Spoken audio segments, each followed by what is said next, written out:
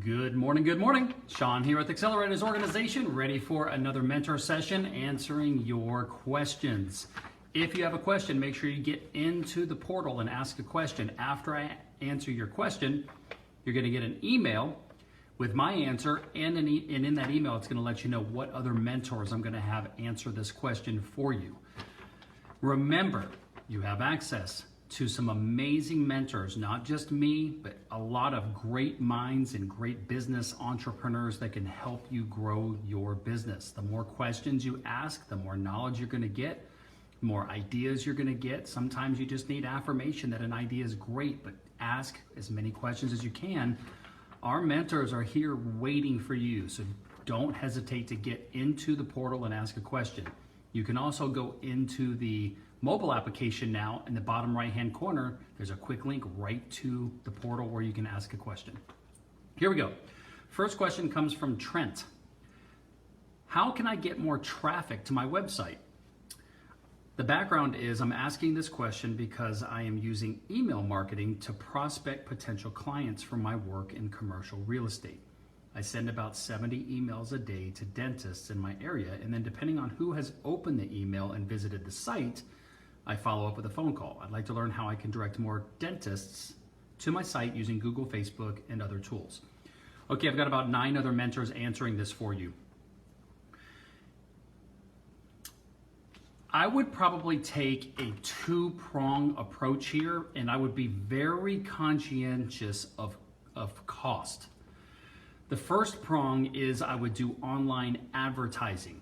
Within Facebook and social media and maybe even Google ads, you can pick what keywords and demographic you want to go after as far as marketing. Now remember, the only people that would see those ads are people that are logging in to those platforms and scrolling, and then the ad would be put in front of them. And you only want to work with a good or great media buyer.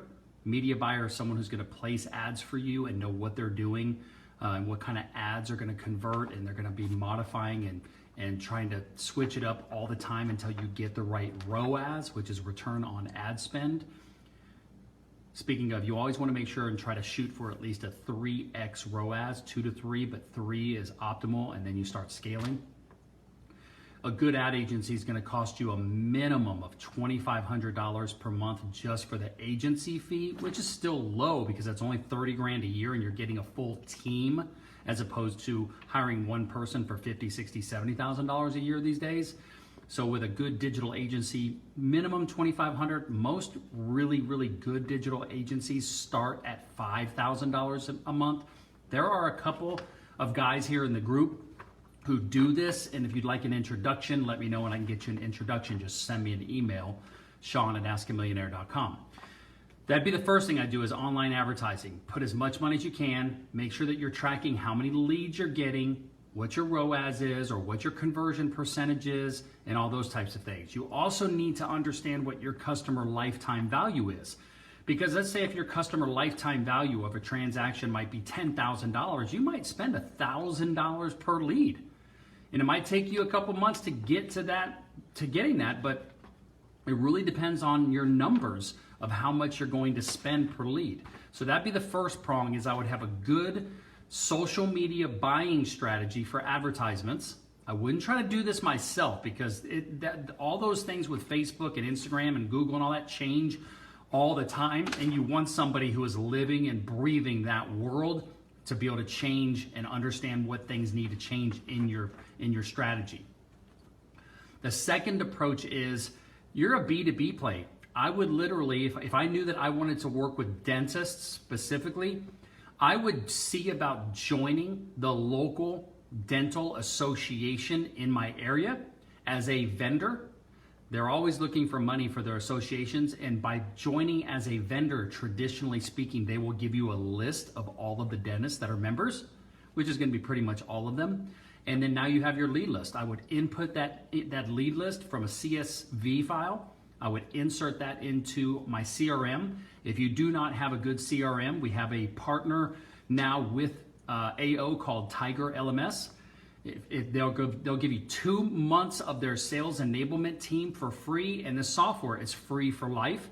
So if you don't have a good CRM system, let me know and I'll get you an introduction. But I would input all those leads into my CRM, and I would start creating all my sales strategies, and I would start calling all those dentists on the phone.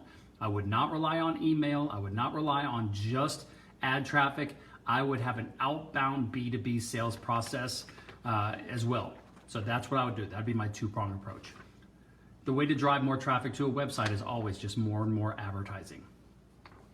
All right, next question comes from Lysandra, and Lysandra says, what are great books and resources about sales? The background is I have a baking business and I want to work on learning how to better sell my product and get more quality customers. I am participating in shows and fairs for my industry, as well as starting to make connections with other industry professionals. But I want to be more effective in prospecting customers and converting them to customers, as well as making quality connections and relationships with other industry professionals. I know some of this takes time, but want to start off with the right mindset and tools. All right, I've got about 8 mentors that are going to answer this for you. I am going to post in the Facebook group a link to my top sales books. I think that this PDF is actually in the resource center. You know what? Let's look right now. Let's just look right now. I'm gonna go right here on my phone. I'm gonna click on the AO mobile app. At the bottom right-hand corner, I'm gonna click the dots and I'm gonna go straight to the portal. You can't see that. I'm gonna go to the portal. I'm gonna go to Resource Center. I am going to go to Category, Sales. And I believe, and I'm gonna scroll real quick, I should have my top sales books in here.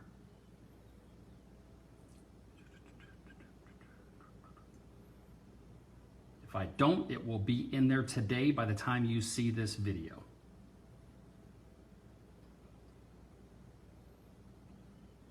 Man, there's so many amazing articles in here.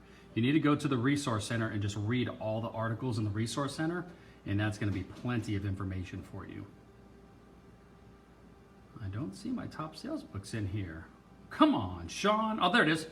10 sales books that will change everything.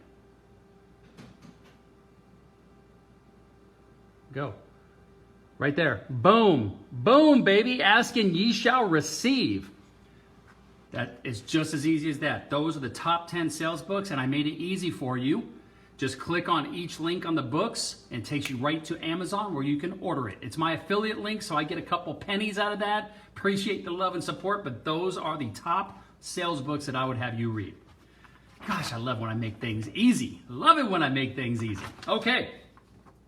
Next question comes from Lysandra, and Lysandra says, when should I give up on a potential client that is no longer communicating with you? The background is I have a baking business that specializes in wedding cakes and desserts. I have some people at various stages who I have been working to nurture so they can turn into a customer. But with one in particular, I'm no longer hearing any response from them. It has been about 3 weeks since they did a cake testing and have responded to any communication from me. I've called and left a voicemail and sent 2 follow-up emails. I want to make sure I'm not giving up before I give them a chance to respond, or is this a hint they are no longer interested? All right, I've got about 7 or 8, 9 mentors answering this for you. As far as I'm concerned, there is never a time to give up on any prospect. And what I mean by that is you may not keep calling, but you could keep them on your email list, and that way they're getting emails dripped to them on all of your marketing campaigns. And that way, someday, they might go, oh my gosh, I need to call Lysandra. I would always, whenever I talk with a prospect, I want to get their contact information and get them on my email list so that I can send information to them, even if it's beautiful cakes, any kind of things. Your industry, I can't think off the top of my head, but you want to send them an email, a minimum of at least once per month. And that way, even if you met with them specifically for one date that they had in mind, That doesn't mean that they're not going to be a customer at some point in the future. And I want to make sure I stay in front of them. And if I have their email, it doesn't cost me any money to send them an email each month. I just press send and it sends it out to my entire list. But if you met with somebody and they said, I have an event coming up on October 1st and I need a cake, and you meet with them, and after 3 weeks of trying to get a hold of them again, if they're not responding to you, I would probably send them one last email and say, hey, John, it was so great to meet with you. I don't want to be, here's a good saying, Tom Black taught me this. I don't want to be pushy, but I do want to be persistent because I know how busy we all get. You mentioned that you needed a cake for your October 1st event. If we wanted to get you on the schedule, we would need to go ahead and meet and get all the information and put the order in by X date. Consider this the last time I'm going to email you because I don't want to be pushy. I just wanted to make sure I let you know that if we did want to move forward, I need to hear from you. If you would please send me a response letting me know whether you do or don't want me to keep your ticket open.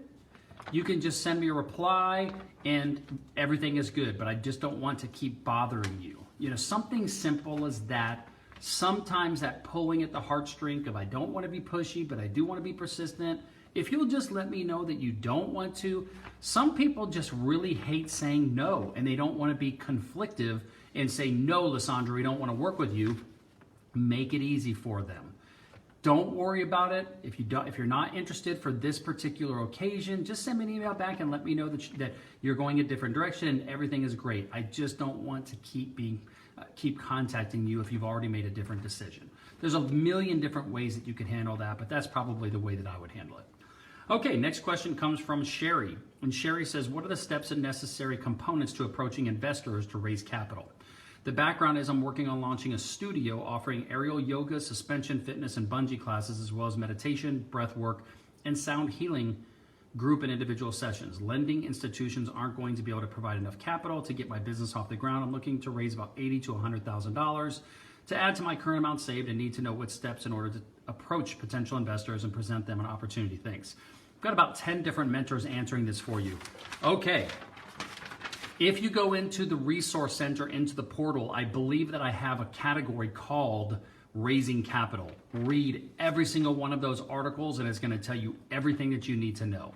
The next thing is I thought that maybe I mentioned that there's a mentor in the group. His name is Mark Kramer. He is the angel investor guru, has lots of connections. If you are going to approach an investor, you have to have a complete business plan.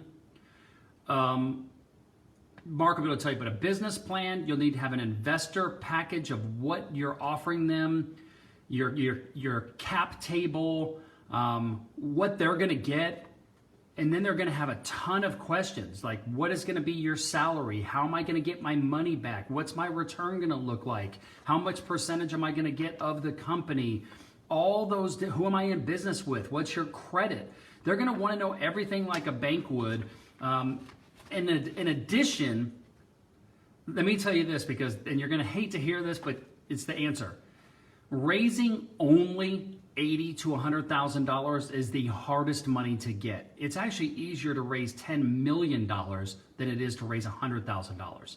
I know that seems weird because you might go to somebody like Shawn or Tom or some of these mentors that are multimillionaires. What's $100,000? Well, you might not believe this, but every investment that I make that is small, I almost always lose my money because people think too small. They're like, I only need 100 grand. And then they come back afterwards and go, oh, I need 200 grand. I invested $100,000 with one of my friends and I let friendship get in the way. So I gave him 100 grand. I lost that 100 grand in 6 months, literally 6 months. And the company was done because the guy said he had everything done, the POs, all he needed was the money to get the first production done. He already had the relationships. He didn't know what he was doing with the money. He went through it really, really fast because it wasn't his money, it was my money, and he didn't really care about it. I made a huge mistake giving him the money. I let friendship come into play, and I literally lost $100,000 in 6 months. It just gets my blood boiling thinking about it. So anyways, you're talking about an angel investor. Angel investors, it takes time to build a relationship too. $80,000, $100,000. I know that might seem a lot for what you need for your plan, but in the global spectrum of investing, it's not a lot of money. Plus, you're an unproven concept with a new business. It's the highest risk that you could ever imagine for an investor. I can invest $80,000 to $100,000 in a business that has already been in business for a long time, or a proven track record of success from the entrepreneur, and my money's a lot safer. This is a very, very risky thing. So if you're going to go that route, if it were me and it was my first time trying to raise capital, I would go to Mark Kramer and have him work with me on building a business plan. That could cost you anywhere from a couple $1,000s up to $10,000, depending on how complex it is. But that's what it takes to get in front of investors. And Mark has a huge network of investors, and he would probably be able to give you direction of where to go pitch and all that stuff. If you want an email introduction to Mark, shoot me an email, Shawn@askamillionaire.com. More than happy to get you an introduction. Just remember, before you approach investors, you need a pitch deck, you need a business plan, and everything that you're going to present to an investor. Investors are hit up by people looking for money all the time. I get at least 5 messages in my inbox on LinkedIn every week. So we're always getting hit up for money. So relationship is a big part. By knowing Mark, having Mark work with you, put together the plan, he might then say, oh, based on this, I might know some people. Relationships, relationships, relationships. All right, hope that helps. This was the end of the mentor session. Hope you guys got some value of it. I'll see you guys on my Zoom tonight at 7 o'clock p.m. Central Standard Time. Have a great day and peace out.